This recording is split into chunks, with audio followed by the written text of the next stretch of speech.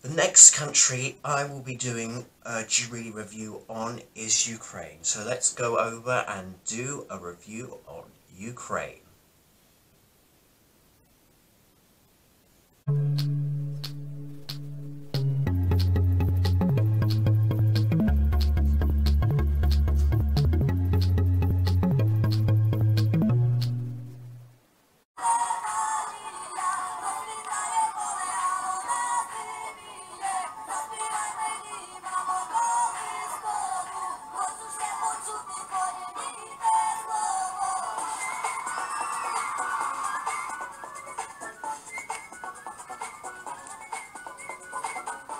Hi here, Finns here. I am back for another of my jury reviews, giving my verdict for all 40 entries for this year's Eurovision 2022. I am continuing off with the country of Ukraine with the group, the Kalush Orchestra band, and their song Stefania.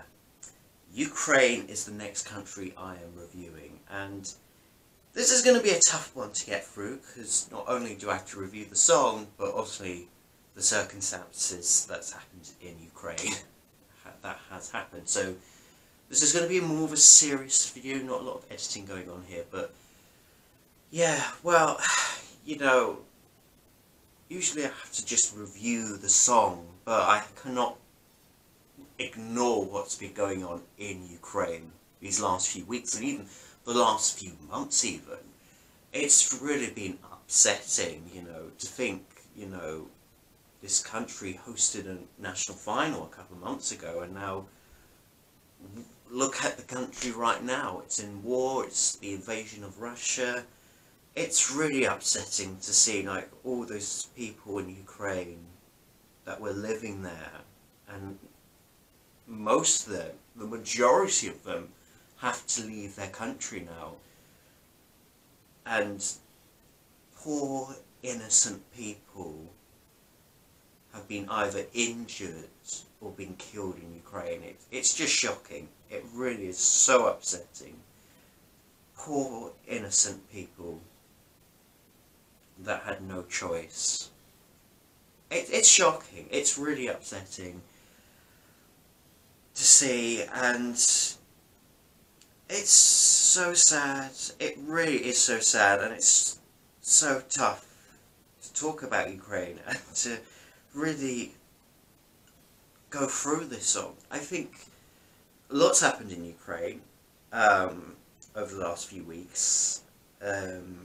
Obviously, you know, Russia was going to go to Eurovision, but obviously the Russian invasion of Ukraine means Russia has had to be out of the competition. They will not be competing, obviously. Ukraine obviously had the decision whether to go, whether, you know, should we just stay, it's not a good time. But no, I give them credit, I give them all the respect in the world. Ukraine said, we are still going to Eurovision, we are part of this, we need to go, and they are still competing. And the best thing is, the Kalush Orchestra group will still fly to Turin and compete on the same level as everybody else. They will not, hopefully, well, COVID and that, they will not use an on-tape version. They will fly, they have had special permission to fly to Turin. I think that is just wonderful. You know, we were hoping that they were going to fly over, and it's just wonderful that they've managed to not only fly to Turin, but do all the pre-parties, well, most of the pre-parties as well. I think, you know, yeah, yeah, what can I say? Then that is great. That is great news that they do not have to use an on-tape version and they can come together and perform like on the same level. That is great. Now let's talk about the song that it's competing in the Eurovision song. It's a song contest. Stefania. It's not a bad song. It's Ukraine being Ukraine. It's very out there. It's very out of the box. It's very different. It's very unique. It's completely Ukrainian. And you know what? This song has grown on me. You know, I love the flute in the song. You know, I like the dance in it. It's a good song from Ukraine. Ukraine's taking a risk, and I reward that. Is this my cup of tea per se? Probably not. I'm not madly in love with the rap. I understand why it's there, and yeah. And knowing this song is about motherhood and mums, and I think it takes a new meaning with what's happening in Ukraine. Like, this song, you know, when the war happens, you want a mum to hug you, like a mother figure, somebody, you know, you want your mum with you, you know, and I think, you know, this song takes on a new meaning in a way, and it really does. And, you know, obviously there was drama in Vigny this year, of course it is Ukraine.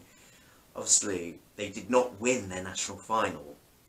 Alina Push did win the Vigby, and I probably would have preferred her to go to Eurovision. Obviously, we can talk about the Vigby situation, of how they select their songs to go in the national final. I think they should have really done that before they started the national final, about documents and that.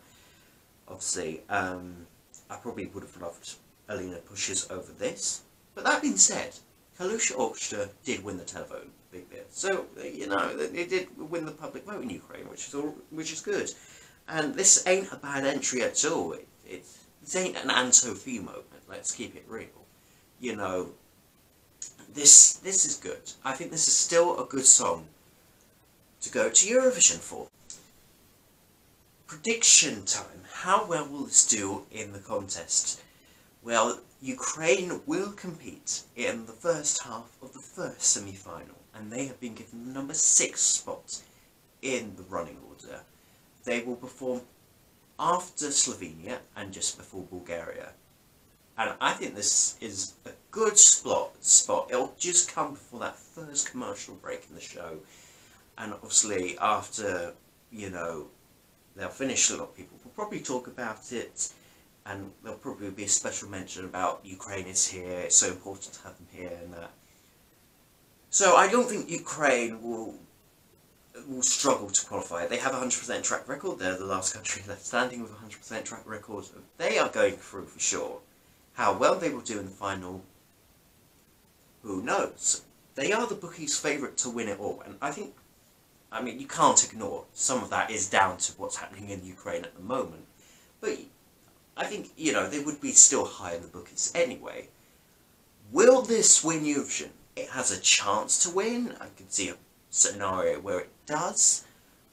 It could win the televote. I'm not so sure about juries. I think juries do it like a go A, like put it like 9th or 10th, maybe not low down, but I don't know if the juries are going to be madly in love with this, and they could be dragged down. I don't get, for me personally with Ukraine, winner vibes like compared to like Italy, Spain. I think there are other countries, for me, that probably I see better chances of qualifying, say. I think Ukraine is good, but I don't know if I get the winner vibes at the moment. I still think there is a little bit too much going on, and maybe they'll, obviously Ukraine staging, they'll reduce that and make it not so chaotic on the stage, but they're still going to do well. They're going to still do well in the public vote. Juries? I don't know. I don't know. My score out of 10 at the moment, I am going to give this a respectful 7. It's not the highest score in the world, but not the lowest. I have to be honest, this ain't my cup of tea of song, and it isn't perfect, but I respect Ukraine is taking this message, taking this song on, going to Eurovision when they could have took the easy option of saying, no, I think this is not the best time to go. They're still going, which I respect, and I hope they do well. They're going to get a top 10 finish. They could even get a top 5 finish. Winner? I don't know. I mean, obviously if they win, I don't know if they can physically host next year, but I don't know. But I wish them all the best of luck, and yeah, I am looking forward to seeing them entering where they should be, and hopefully Ukraine will be in a better place soon. In any case, what do you think of the Ukrainian entry for Eurovision 2022? Comment down below in the comment section below, like and subscribe to this video, and I'll be back for more content very soon. Should I sing it out? Stefania, mama, mama, Stefania, mama, mama, mama, mama, Stefania, do do do do do do do. We love you, Ukraine. Goodbye, people, goodbye.